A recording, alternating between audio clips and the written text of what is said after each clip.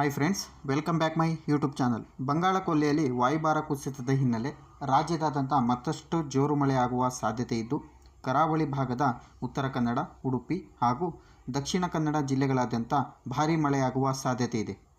ಭಾರೀ ಮಳೆಯ ಪರಿಣಾಮ ಹಳ್ಳಕೊಳ್ಳ ಜಲಾಶಯಗಳೆಲ್ಲ ತುಂಬಿ ಹರಿಯುತ್ತಿದ್ದು, ರೈತರ ಮೊಗದಲ್ಲಿ ಮಂದಹಾಸ ಮೂಡಿದೆ. ಇತ್ತ ಭಾರೀ ಮಳೆಯ ಪರಿಣಾಮ ಕೆಲವು ಕಡೆ ಜನಜೀವನ ಅಸ್ತವ್ಯಸ್ತವಾಗಿದೆ.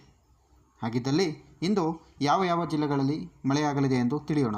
ಚಾಮರಾಜನಗರ, ಬಾಗಲಕೋಟೆ, ವಿಜಯಪುರ, ಧಾರವಾಡ, ಯಾದಗಿರಿ, ಕಲಬುರಗಿ, ಬೆಂಗಳೂರು ಗ್ರಾಮಾಂತರ, ಬೆಂಗಳೂರು ನಗರ, ಗದಗ್, ಹಾವೇರಿ, ಶಿವಮೊಗ್ಗ, ಚಿಕ್ಕಮಗಳೂರು, ಮೈಸೂರು, ಕೊಡಗು, ಹಾಸನ, ಮಂಡ್ಯ, ತುಮಕೂರು, ರಾಮನಗರ, ದಾವಣಗೆರೆ, ಬೆಳಗಾವಿ ಹಾಗೂ ಈ ಜಿಲ್ಲೆಗಳಾದ್ಯಂತ ಮಳೆಯಾಗಲಿದೆ.